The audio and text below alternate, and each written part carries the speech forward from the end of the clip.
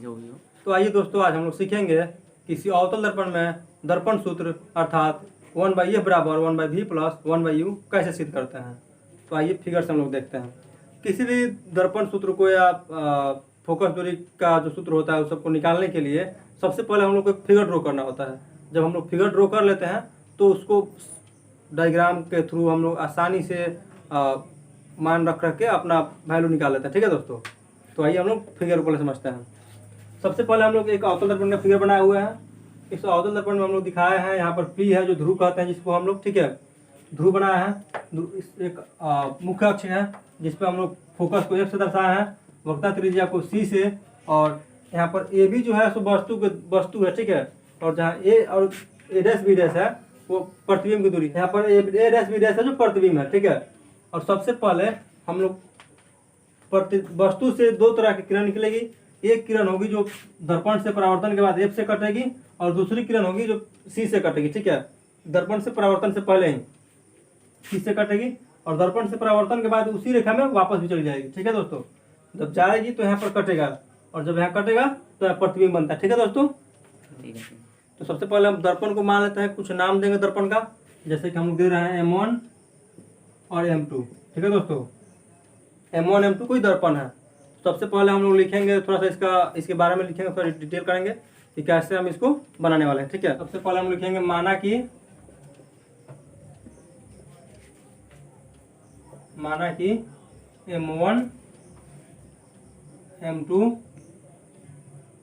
M1 M2 एक कुर्सी अवतल दर्पण है। M1 M2 कोई दर्पण है जिसका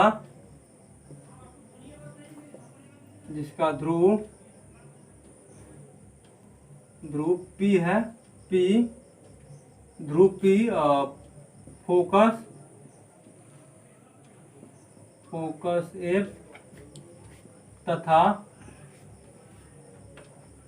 वक्रता त्रिज्या C है, ठीक है दोस्तों। जिसका ध्रुव P फोकस F और वक्रता त्रिज्या C है, ठीक है दोस्तों। अब लिखेंगे इसी में हम लोग दर्पण के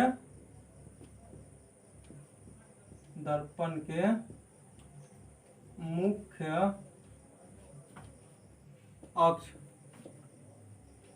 अक्ष पर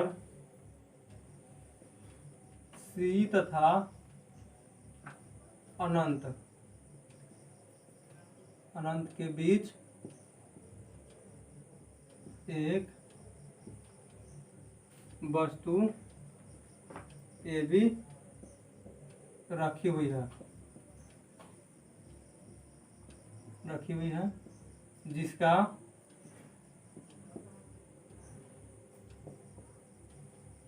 इमेज A' B'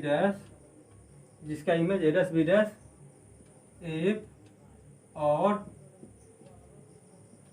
C के बीच बना है, ठीक है दोस्तों। इतना सब लिख देंगे। उसके बाद हम लोग शुरू करेंगे देखना क्या चीज के बारे में। अब हम लोग चित्र से देखेंगे, ठीक है। लिखेंगे चित्र से लिखकर हम लोग लिखेंगे त्रिभुज ABC और त्रिभुज A' B' और C के बीच में, ठीक है। चित्र से त्रिभुज ABC और त्रिभुज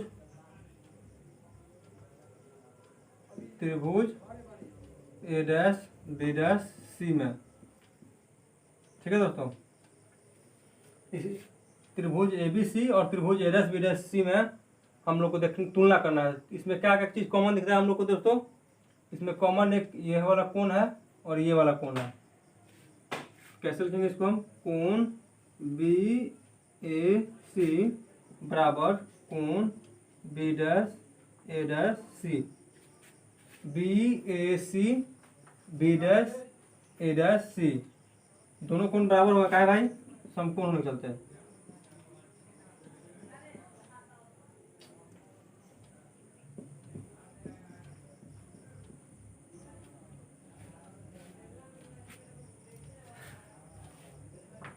कोण बी ए सी और कोण बी डैश ए डैश सी आपस में बराबर होंगे, क्योंकि ये दोनों कोण आपस में क्या है, समकोण है। तो लिखेंगे समकोण से। ठीक है दोस्तों, इस चीज़ को दिखाना जरूरी होता है। फिर हम लोग देखेंगे इसमें यहाँ से ए सी बी या बी सी ए। ठीक है, ये जो कोण बन रहा है यहाँ पर, और देखेंगे ठीक से हम फिर B dash C A dash या A dash C B B dash. ठीक है दोस्तों, तो फिर लिखेंगे हम लोग कोण बी सी ए बराबर कोण B dash C A dash आपस में क्या होंगे, बराबर होंगे। ये वाला दोनों कोण, ये कोण और ये कोण आपस में बराबर होंगे। क्या बराबर होंगे भाई, यहाँ पर लिखना पड़ेगा सममुख सम्मुख कोण से। सम्मुख कोण का नियम होता है जिसके अकॉर्डिंग ये दोनों कोण आपस में बराबर होंगे। ठीक है दोस्तों, इसके बाद हम लोग को देखना है, जब आपस किसी भी त्रिभुज के दो कोण जब आपस में बराबर होंगे तो ऑटोमेटिकली तीसरा कोण बराबर हो जाएगा। ठीक है, तो हम लोग लिखेंगे इसलिए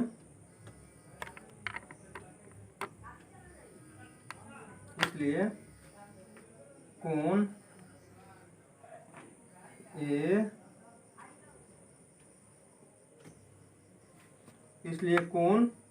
ए बी सी बराबर कोण ए डैश बी डैश सी आपस में क्या होंगे, बराबर होंगे। अब हम लोग को पता है जब किसी भी दो त्रिभुज के तीनों कोण आपस में जब बराबर होंगे तो क्या होगा, दोनों त्रिभुज समरूप होता है। तो हम लोग लिखेंगे अतः दोनों त्रिभुज आपस में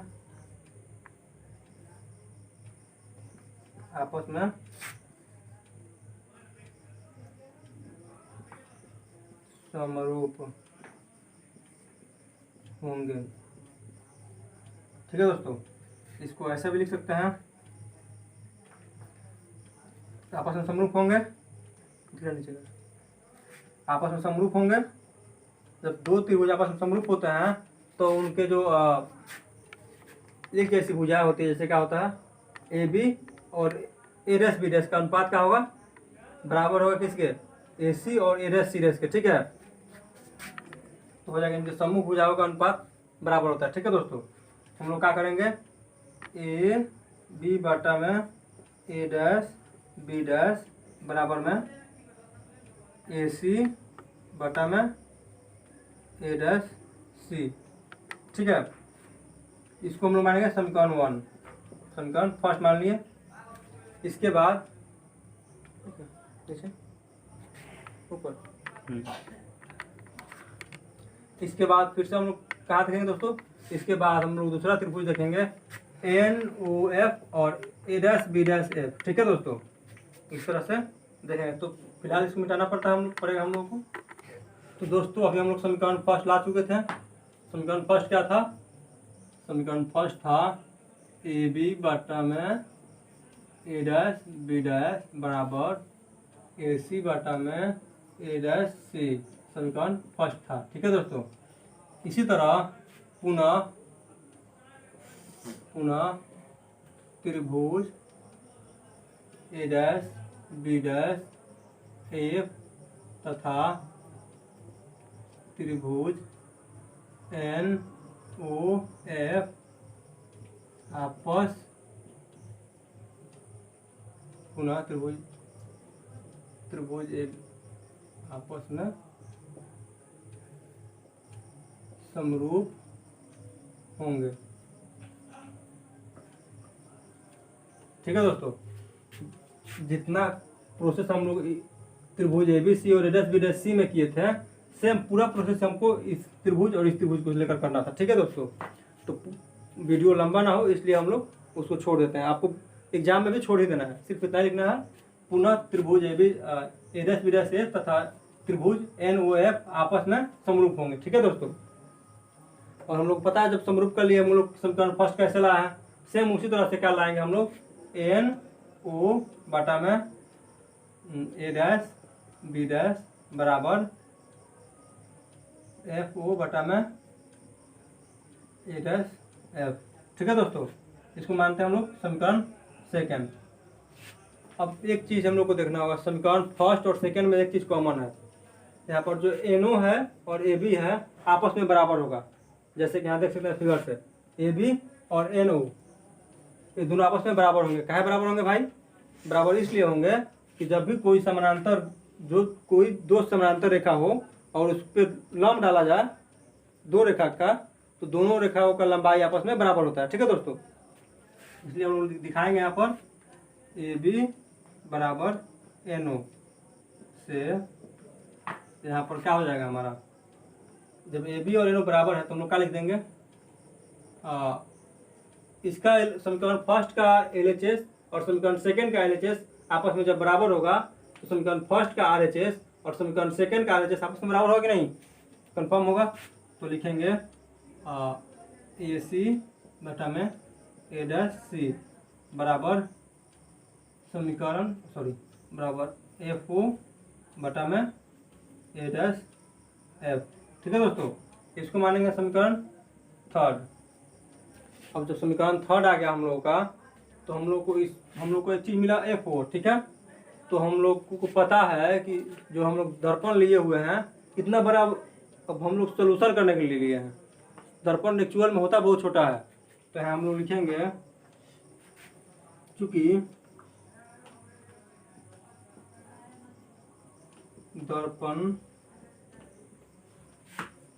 दर्पण के बिंदु N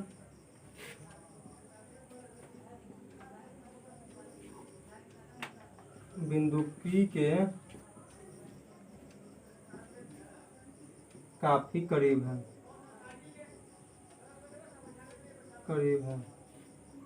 अतः ये बिंदु N P के काफी करीब होगा, तो क्या हो जाएगा हम लोग का, अतः FO बराबर PF हो जाएगा। ठीक है दोस्तों, PF हो जाएगा। ठीक है, जब ये बिंदु काफ़ी करीब आ जाएगा तो ऑटोमेटिकली वो यहाँ से बहुत इसके करीब आ जाएगा, लगभग इसके लगभग करीब हो जाएगा। तो हम लोग इसमें ले लेते हैं इसको लगभग, FO बराबर PF लगभग। ठीक है दोस्तों, इतना लगभग ले लिए। इसके बाद हम लोगों का आता है मेन प्रोसेस। अब हम लोग यहाँ पर रख सकते हैं AC बटा में A डैश C बराबर, यहाँ FO की जगह पर हम लिख सकते हैं ना PF कन्फर्म लिख सकते हैं, और A डैश F समीकरण 4। अब लिखेंगे समीकरण 4 को सॉल्व करने पर,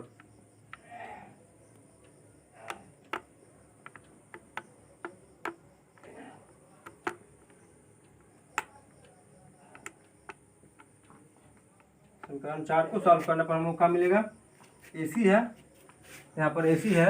AC को निकालने के लिए मान लीजिए इस दूरी को निकालने के लिए, यहाँ से यहाँ तक की दूरी को निकालने के लिए इस पूरे दूरी में से इसको क्या करना पड़ेगा, घटाना पड़ेगा। सेम काम हम लोग यहाँ पर करेंगे। AC को निकालने के लिए क्या करेंगे हम लोग, AP माइनस CP बटा में AC बराबर उतना हुआ। अब A डैश C बराबर क्या हो जाएगा, तो यहाँ से यहाँ तक की दूरी को निकालने के लिए हम लोग पूरा यहाँ से यहाँ तक की दूरी में से यहाँ से यहाँ तक की दूरी को घटा देंगे तो निकल जाएगा। हम लोग कर देंगे CP माइनस में A डैश P बराबर में क्या हो जाएगा PF। हम लोग को तो पता ही है, इसको निकालने के लिए तो कुछ घटाना करना है नहीं, तो PF कर देंगे, इसको बटा में कर देंगे A डैश F है। A डैश F इस दूरी को निकालने के लिए, यहाँ से यहाँ तक की दूरी को निकालने के लिए हम यहाँ से यहाँ तक निकालने के लिए करेंगे, यहाँ से यहाँ तक की दूरी में से यहाँ से यहाँ तक की दूरी घटा देंगे। तो हम लोग क्या करेंगे, A डैश F में से माइनस कर देंगे F डैश PF। ठीक है दोस्तों, इतना आया। अब हम लोग इसके आगे क्या करेंगे, फिर से ऊपर लिखेंगे लोग। ठीक है दोस्तों, इसको निकालते हैं। समीकरण 4 को जब हम लोग सॉल्व किए थे दोस्तों, तो हम लोग को आया था कुछ इस तरह से, AP माइनस CP बटा में C P minus A dash P बराबर पी एफ बटा में A dash F minus P F. ठीक है दोस्तों, अब हम लोग लिखेंगे चिन्ह परिपाटी से। चिन्ह परिपाटी से, चिन्ह परिपाटी का प्रयोग करके हम लोग क्या लिखेंगे, ए बी बराबर का है ए पी बराबर हो जाएगा हम लोग का, यहाँ से वस्तु की दूरी को क्या कहते हैं हम लोग, ए पी हो जाएगा वस्तु दूरी, और वस्तु दूरी क्या हो जाएगा, यू यू हो जाएगा। अब चिन्ह परिपाटी का जब हम लोग प्रयोग करेंगे दोस्तों, तो यू क्या होता है अवतल दर्पण में, निगेटिव हो जाएगा। फिर हम लोग क्या करेंगे, इसमें हम लोग नीचे निकालेंगे हम लोग ए बी और हो जाएगा ए पी, उसके बाद हो जाएगा सी पी, सी पी, सी से पी की दूरी को हम लोग क्या कहते हैं, वक्रता त्रिज्या आर। ठीक है दोस्तों, तो इसको हम लोग करेंगे आर, और चूंकि फिगर अवतल दर्पण का है तो इसमें सारी दूरियां क्या होंगी, निगेटिव होंगी, आर भी निगेटिव होगा। और हम लोग इसको ए बराबर आर बाई टू सिद्ध करते समय बताए हुए थे कि आर बराबर होता है 2f कर सकते हैं हम लोग इसको। ठीक है, इसके बाद हम लोग का आता है ए डैश पी, इसको क्या करते हैं हम लोग, ए डैश पी को लिख सकते हैं, प्रतिबिंब की दूरी है, प्रतिबिंब की दूरी को हम लिखते हैं वी से, और वी का भी निगेटिव हो जाएगा। उसके बाद आता है एफ और पी, एफ और पी मतलब फोकस दूरी को हम लोग लिखते हैं, एफ और पी को हम लिखेंगे माइनस एफ। ठीक है दोस्तों, क्योंकि ये भी निगेटिव ही होगा इसलिए माइनस एफ लिखेंगे। ठीक है, अब इन सभी मान को इसमें पुट करेंगे। ठीक है, तो क्या हो जाएगा हमारा, ए पी की जगह पे क्या हो जाएगा हमारा माइनस यू। ठीक है, माइनस के बाद फिर माइनस का जो साइन है उसको निकालेंगे, और सी पी के लिए क्या है माइनस टू एफ बटा में सी पी के लिए फिर माइनस 2f लिखेंगे, फिर माइनस लगाएंगे, फिर ए डैश पी है, ए डैश पी के लिए माइनस भी बराबर में हो जाएगा पी एफ के लिए माइनस एफ। फिर क्या हम लोग का ए डैश एफ के लिए हम लोग का लिखेंगे A P, A dash P को हम लिखेंगे माइनस भी, फिर माइनस का साइन देंगे, और फिर क्या हो जाएगा पी एफ माइनस एफ। ठीक है दोस्तों, अब इसको हम लोग का मैथमेटिकल सब कुछ सॉल्व करना रहता है, इसको आगे सॉल्व करेंगे। इसको आगे सॉल्व करने के लिए क्या करेंगे, minus you minus plus 2f बटा में माइनस 2f, माइनस प्लस हो जाएगा, फिर से प्लस भी हो जाएगा बराबर में माइनस एफ बटा में हो जाएगा फिर हमारा माइनस भी और माइनस प्लस एफ। ठीक है दोस्तों, अब यहाँ से हम लोग क्या करेंगे, तिर्यक गुना कर देंगे, क्रॉस मल्टीप्लिकेशन। ठीक है, तो यहाँ से माइनस और माइनस क्या हो जाएगा, माइनस यू माइनस भी प्लस यू भी, उसके बाद हो जाएगा minus you plus F minus U F, फिर प्लस 2f से माइनस यू में, फिर माइनस 2 भी एफ, फिर मैं प्लस 2f से प्लस एफ में, तो प्लस 2f स्क्वायर, इसके बाद इक्वल साइन देंगे, फिर हम माइनस 2f से माइनस एफ में करेंगे, तो फिर प्लस 2f स्क्वायर हो जाएगा, प्लस भी से माइनस एफ में माइनस भी एफ। ठीक है दोस्तों, अब हम लोग देखेंगे जो चीज़ इक्वल होगा उसको काट देंगे हम लोग, यहाँ से इसको काट देंगे।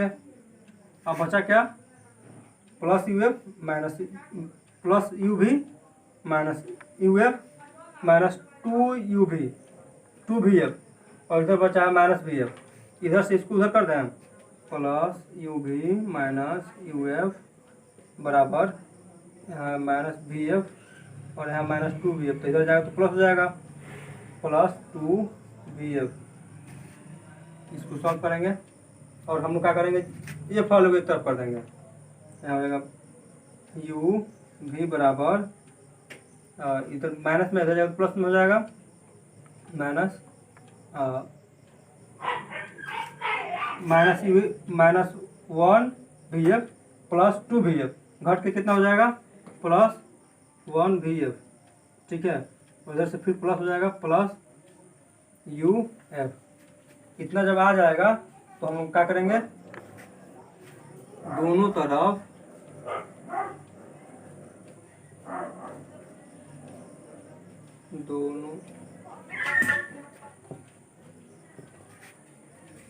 दोनों तरफ UVF से भाग देने पर, अब दोनों तरफ इधर और उधर दोनों तरफ हम लोग क्या करेंगे, UVF से भाग देंगे और उसके बाद आएगा हम लोग का फॉर्मूला आ जाएगा। अब भाग हम लोग इसलिए ले लेते हैं ताकि सब कट के और जो एक्चुअल वैल्यू है वो बाटा में आ जाए, ठीक है। इसके लिए हम लोग इधर साइड लिखते हैं, ठीक है दोस्तों। और VF प्लस UF, ठीक है दोस्तों। हम लोग को इसमें भाग देना है UVF से, UVF बटा में UVF, इसको काटेंगे, U से U खत्म, B से भी खत्म, 1/F बराबर, थोड़ा सॉल्व करें तो इसको UVF बटा में UVF प्लस UF बटा में UVF, U से U कैंसिल, F से F कैंसिल, B से B कैंसिल, F से F कैंसिल, बचा क्या यहाँ पर 1/F बराबर 1/U प्लस 1/V। यहाँ से एक स्टेप और आगे बढ़ा दें हम लोग, तो यहाँ पर 1/F बराबर 1/V प्लस 1/U, क्योंकि इसको इधर उधर करने से कोई असर पड़ता नहीं है, क्योंकि दोनों प्लस में, ठीक है दोस्तों। ध्यान से हम लोग क्या हुआ, दर्पण सूत्र सिद्ध हुआ।